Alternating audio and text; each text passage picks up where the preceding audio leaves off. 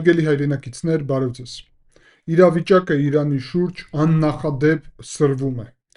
Օրմուզի նեղուցում Իրանը, Ռուսաստանը եւ Չինաստանը պատրաստվում են անցկացնել համատեղ զորավարժություններ։ Միացյալ Նահանգները շարունակում են տարածաշրջան ուղարկել հսկայական, աննախադեպ, պատմական քանակի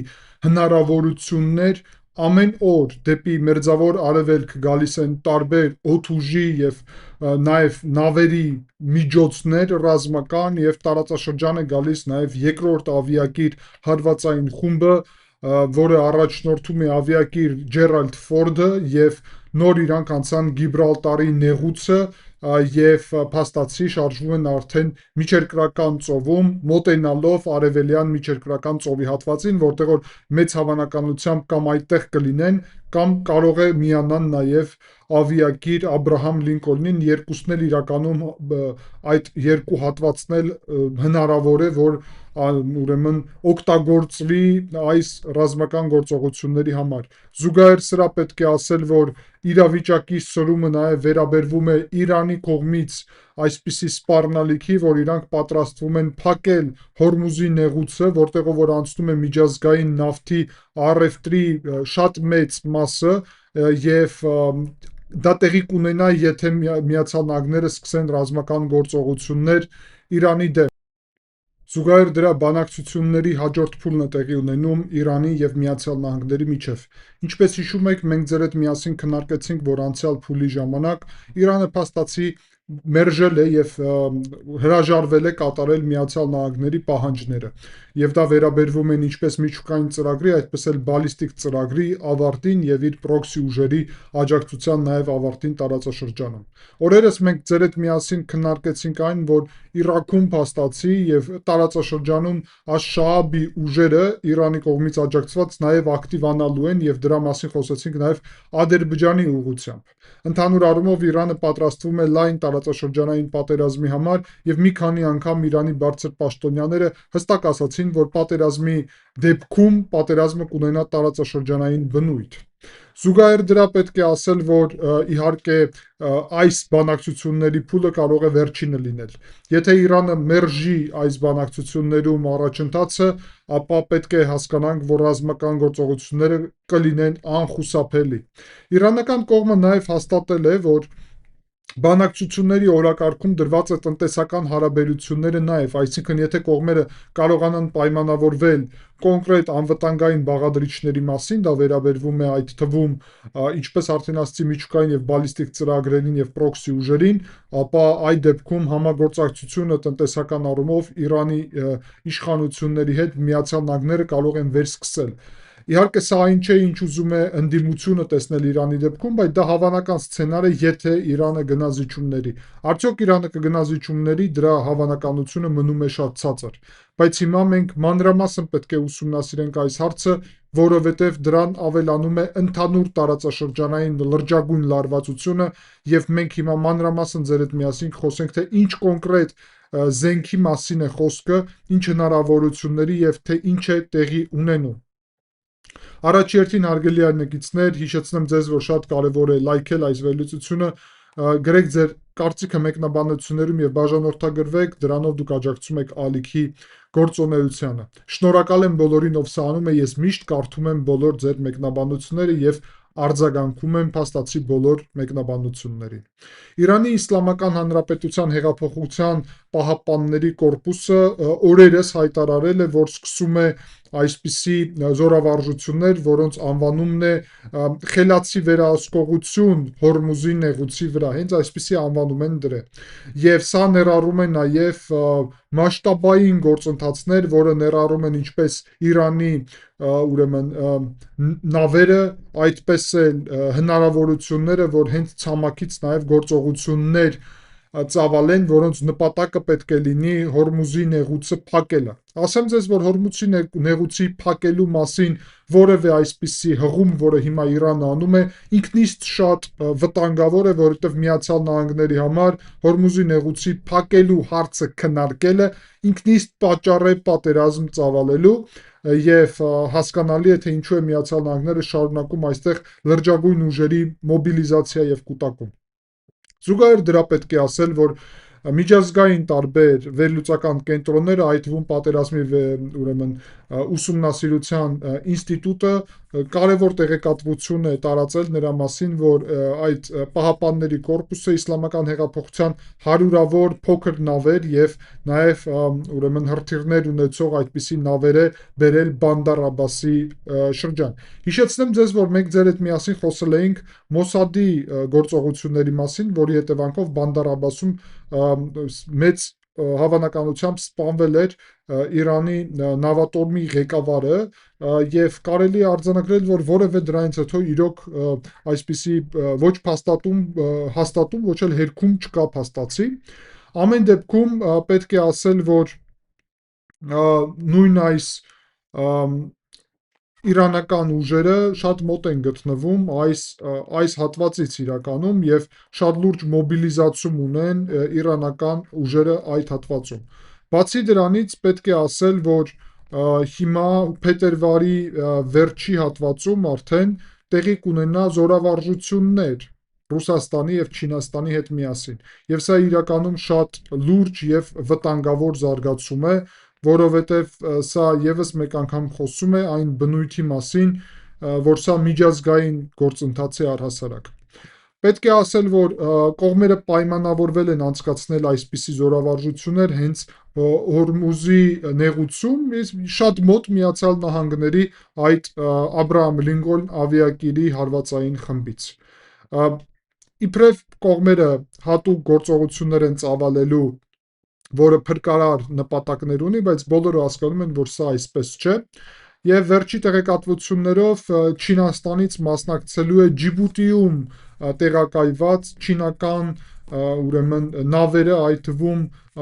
խոսք է գնում Տանշագ այսպիսի D122 ձևաչափի կործանիչի մասին, ինչպես նաև խոսք է գնում նաև մենք տեսնում ենք, որ ֆրեգատի մասին, որի անվանումն է Դաքինգ, եւ նաև եւս մեկ օգնական նավի մասին Տայհու։ Ռուսաստանի կողմից մեծ հավանականությամբ մասնակցելու է ֆրեգատ Մարշալ Շապոշնիկովը եւ նաև օգնական այսպիսի հնարավորություն Բորիս Բուտոմա կամ կորվետ Ստոյկին, Իրանի կողմից մասնակցելու է ֆլոտիլիան իրանց ուրեմն այդ ուժերը նավատորմը ֆլոտիլիան հենց այդպես է կարելի թարգմանել եւ դրա ներսում նաև կորվետ Նագդին է, ինչպես նաև ուրիշ հնարավորությունները, ինչպիսին են լողացող այսպիսի հիմք կոչվող Մակրան ձևաչափը եւ Քսիրի մատակարարման ուժերը Շախիդ Մախդավին։ Ընդհանուր առումով պետք է ասել, որ Իրանը կարողացել է ձևավորել ուրեմն այսպիսի մեկ քաղաքացիական նավ եւ այդ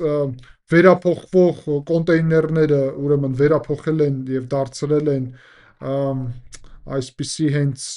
ավիակիր, կարելի այսպես անվանել, որը 30 հատ մոտավորապես այսպիսի փոքր նավեր ունի եւ մինչև 60 ԱԹՍ կարող է կիրառել եւ ընդհանուր առումով սա շատ լուրջ նաեւ զարգացում է։ Զուգահեռ դրա ասեմ ձեզ, որ հենց նոր մի քանի րոպե առաջ տեղեկատվություն եկավ, որ Օմանի արտաքին գործերի նախարար Խամադ Բուսայդին Ժնևում, Շվեյցարիայում հանդիպել է Իրանի արտաքին գործերի նախարար Աբբաս Արաքչիին եւ պատրաստողական գործողություններ են տեղի ունենում երկրորդ արդեն հատվածի այս բանակցությունների Միացյալ Նահանգների եւ ուրեմն Իրանի միջև Օմանի այսպիսի միջնորդական դերով, բայց այս դեպքում ոչ թե Օմանում, այլ Շվեյցարիայում։ Զուգահեռ դրա պետք է ասել, որ Միացյալ Նահանգները աննախադեպ ուժեր են շարունակում կուտակել։ Խոսք է գնում, որ նույն Աբրահամ Լինկոլնի ուժերը ավելանում են եւ F-35-ների քանակը, ուրեմն 18E Hornet-ների քանակը, Growler ձևաչափի, նաև MH-60 ուրեմն ուղղաթիռների հնարավորությունները աննախադեպ աճել են, տարածաշրջան են եկել նաև կործանիչներ USS Frank Peterson-ը եւ նաեւ Michael McFury-ն, ինչպես նաեւ տոմոգավ համակարգների աննախադեպ կուտակում է տեղի ունենում։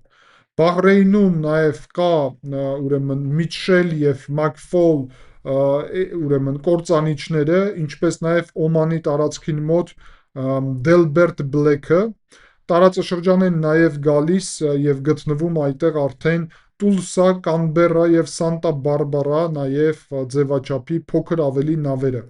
Տեղեկատվություն կա, որ տարածաշրջան է գալիս նաև եւ դա հաստատվել է արդեն, ինչպես ես ձեզ ասել էի, եթե հիշում եք, երկրորդ ավիակիրը Ջերալդ Ֆորդը, որը աշխարհում ամենամեծ ավիակիրն է եւ օրերս անցել է փաստացի Հիբրալտարի նեղուցը եւ մոտիկանում է դեպի արևելյան միջերկրական ծով, որտեղից որ կունենա երկու այլընտրանք, կամ կմնա այդտեղ, կամ կշարժվի արդեն դեպի Իրան, ուրեմն Սուեցի ջրանցքով եւ Կարմիր ծովով հետո։ Ընդհանուր առումով կարելի ասել, որ մոտավորապես 2 շաբաթ է պետք իրան, որ հասնի մինչև Իրան, բայց եթե միջերկրական արևելյան միջերկրական ծովում կանգ առնի, ապա 2 շաբաթ պետք չի, 1 շաբաթն էլ բավարար է ընդհանուր առումով։ Ֆորդի հնարավորությունները աննախադեպ են, 75 կործանիչ եւ ինքնաթիռ, մոտավորապես 4,500 մարդ է գտնվում ավիակիր Ֆորդի վրա։ Բացի դրանից, ընդհանուր առումով տարածաշրջանում հավաքվում է մոտավորապես 600 տոմոհավկ այսպիսի հրթիռներ։ Բացի դրանից պետք է ասել, որ Միացյալ Նահանգները կտրուկ աճեցնում են հնարավորությունները ցամաքում, ավելացել է 30 նաև F-35A կարգավիճակը, Միացյալ Թագավորությունից ուղարկվել են դեպի Մերձավոր Արևելք եւ Հորդանանում են Մուֆակ Սալթի այդ օդանավակայանում գտնվում։ Զուգահեռ դրա նաև KS 135 այդ հատուկ տանկերները, որոնք օդում կարող են վառելիքով ապահովել այս ուղաթիռները, կներեք, ինքնաթիռների մասին է խոսքը, ինքնաթիռները եւ կործանիչները, որոնց մասին խոսում ենք, նաեւ տարածաշրջանում ավելացված են։ Նույն կատարում ուրեմն այդ իրանց ավիազինված հնարավորությունները եւ իրանց ռազմակայանը բաղադրիչ ունեցող Al-Udeid ռազմակայանում մոտավորապես 20 այսպիսի օդային տանկեր Stratford-ների մասին է խոսքը, տեղակայված են այս պահին։ Նաև տարածաշրջան է ուղարկվել նորից Հորդանան 24 հարվածային ուրեմն կործանիչ F-15 կարգավիճակի Strike Eagle եւ եկել են հասել են արդեն Հորդանան։ Տարածաշրջան է նաև Հորդանան ուղարկվել 12 A-10 ձևաչափի ուրեմն նաև գրոհային այսպիսի ինքնաթիռներ եւ ավելանում են նաև քանակը F-22 Raptor-ների տարածաշրջանում, նույն Միացյալ Արաբական Էմիրություններում Al-Darfa-ի ուրեմն ուղղությամբ այդ ավիաբազայում, ինչպես նաև Պրինց Սուլտան ավիաբազայում Սաուդյան Արաբիայում աճում են F-16-ների հնարավորությունները։ Ցամաքային ուղղությամբ նաև աննախադեպ հնարավորություններ են տեղակայված, խոսք է գնում ՏՀԱՏ բալիստիկ հրթիռների դեմ պայքարի հատուկ Միացյալ Նահանգների համակարգների մասին, ինչպես նաև Patriot միջին հեռակայության հրթիռների դեմ պայքարի, որոնք տեղակայված են Հորդանանում, Քուվեյթում, Բահրեյնում, Սաուդյան Արաբիայում եւ Քաթարում։ Այս ուժերը նպատակ ունեն պաշտպանել Միացյալ Նահանգների զինված ուժերը տարածաշրջանում, նաև Իսրայելը եւ Ծոցի պետությունները ընդհանուր առումով։ Խոսք է գնում մոտավորապես 30,000 զինծառայողների մասին, որոնք պատրաստվեն ապահովել այս հնարավորությունները։ Նաև աննախադեպ է եւ առանձին պետք է խոսենք Միացյալ Նահանգների դաշնակիցների կողմից տարածաշրջանում վերջի օրերի ընթացքում ուղարկած նոր հնարավորությունները։ Միացյալ Թագավորությունը ուղարկել է այստեղ 2 Esminets Type 45 ձևաչափի, այդ թվում Defender ձևաչափը, որոնք պետք է լինեն Հորմուզի նեղուցում։ եւ Ֆրանսիան նաեւ տարածաշրջան է ուղարկել Լաֆայետ ֆրիգատը, որը նաեւ լինելու է տեղակայված այդտեղ եւ հզորացնելու է ֆրանսիական նաեւ հնարավորությունները տարածաշրջանում Ալ-Դախրան կոնկրետ ավիաբազայի մասին է խոսքը։ Այս ուժերը մասնակցելու են Օրմուզի նեղուցի անվտանգության ապահովության գործընթացում։ Հիմա ձեր հետ միասին կխոսենք առասարակ ինչ է տեղի ունենում, որովհետև մենք տեսնում ենք Օրմուզի նեղուցում հավաքվում է Իրանը, Ռուսաստանը եւ Չինաստանը մի կողմից եւ մյուս կողմից Միացյալ Նահանգները, Ֆրանսիան, Միացյալ Թագավորությունը նույն Օրմուզի շրջանում են հավաքվում։ Արդյոք պատերազմը կարող է սկսվել Օրմուզի նեղուցից։ Հիմա կխոսենք դրա մասին։ Բացի դրանից Սաուդյան Արաբիան, Քուվեյթը եւ Կատարը ակտիվորեն ստանում են հիմա Միացյալ Նահանգների ուրեմն հակաօդային պաշտպանության համակարգները եւ ընդհանուր առումով Հորդանանը դարել է այսպիսի լոգիստիկ կենտրոն, որը բացել է բոլոր իր հնարավորությունները եւ այդտեղ տեղակայված են արդեն F-15-ներ, F-35-ներ, իսկ Միացյալ Արաբական Էմիրություններում F-22-ներ։ Պետք է նաև ասել, որ իրականում Միացյալ Նահանգների եւ Իրանի միջև իրավիճակը արդեն կարելի ասել սրվել է, որովհետեւ վերջերս տեղի է ունեցել Միացյալ Նահանգների կողմից Աբրահամ Լինկոլն ավիակիրի վրա գտնվող F-35C տարբերակից Շահեդ 139 ԱԹՍ-ի խոցելու գործընթաց, որը մոտեցել էր ըստ Միացյալ Նահանգների ավիակիրին շատ մոտիկ։ Եվ փաստացի իրավիճակը շարունակում է սրվել, ամեն պահին կարա այդպիսի ռազմական գործողություններ սկսվել։ Եվ հաշվի առնելով այս ամենը, հարգելի հայրենակիցներ, այստեղ մենք ձեր հետ միասին արդեն պետք է ուղիղ նշենք, թե ինչպիսի սա ունի ռազմաքաղաքական ազդեցություն, այսինքն մոտակա օրերի իրավիճակում մենք ունենալու ենք փաստացի մի կողմից արձագանքը եւ վերջնական տեղեկատվությունները բանակցություններից, այսինքն եթե բանակցություններում առաջընթաց չլինի, իսկ ես համարում եմ, որ շատ քիչ է հավանականությունը, որ առաջընթաց լինի բանակցություններում, դա կնշանակի, որ Միացյալ Նահանգները կանցնեն ռազմական սցենարի։ Եթե համեմատենք հիմա իրավիճակը հունվարի սկզբի հետ, որտեղ որ իրավիճակը այսպես սրվել էր եւ ռազմական իրավիճակը փաստացի արդեն պատրաստ էր, պետք է ասել, որ միակ խնդիրն էր քանակի հետ կապված։ Միացյալ Նահանգները հիմա երևի մի 4 անգամ ավելի շատ ուժեր ունեն,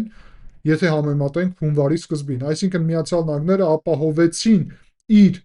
այստեղ գերակայությունը, նաև Միացյալ Թագավորության եւ Ֆրանսիայի ներկայությունը, տհաճ համակարգները, հակաօդային պաշտպանությունը, ամեն ինչ պատրաստ է։ Ուղարկվում են տարածաշրջան նաև Միացյալ Նահանգներից տարբեր հնարավորություններ, ինչպես արդեն ասացի, կործանիչներ, ինքնաթիռներ, հենց Եվրոպայի միջոցով եւ քանակը աննախադեպ է։ Իրանի վրա հարվածի դեպքում սա պատմական կլինի։ Զուգահեռ դրա իհարկե չի կարելի անտեսել այն փաստը, որ Չինաստանը ակտիվորեն զինում է Իրանին, շատ ակտիվորեն, եւ մենք ձեր հետ միասին դա նաեւ տեսնում ենք։ Խոսք է գնում նրա մասին, որ կոնկրետ Իրանը ստացել է Չինաստանից այսպիսի ուրեմն DF-17 բալիստիկ հրթիռներ, որոնք միջին հեռակայության են եւ խոսք է գնում, որ մոտավորապես իրանց հարվածը ուրեմն կարող է լինել նաեւ շատ ծանր եւ բարդ, որովհետեւ ընդհանուր առումով նոր զենք է 2019 թվականին են սկսել այս զենքը արտադրել Չինաստանը եւ պետք է ասել, որ մոտավորապես 1800-2500 այսպիսի հեռակայություն ունի, որը կարա լուրջ խնդիրներ ստեղծի Միացյալ Նահանգների ռազմակայանների համար տարածաշրջանում։ Եվ փաստացի այս զենքի փոխանցումը նաև Իրանի համար, ինչպես նաև հակաօդային պաշտպանության համակարգերի փոխանցումը, որոնց մասին մենք ձեր հետ միասին խոսել ենք օրերս, եւ Իրանը փաստացի հիմա զինվում է ոչ միայն ուրեմն կարելի այսպես արձանագրել ոչ միայն Չինաստանի հակաօդային պաշտպանությունով, այլ նաև հարվածային հնարավորություններով։ Մենք փաստացի ձեր հետ միասին ռազմական գործողությունների իրավիճակում կարող ենք տեսնել չինական զենքի առաջի լրջագույն մարտական կիրառումը եւ փաստացի դա բերելու է նրան, որ Միացյալ Նահանգների հսկայական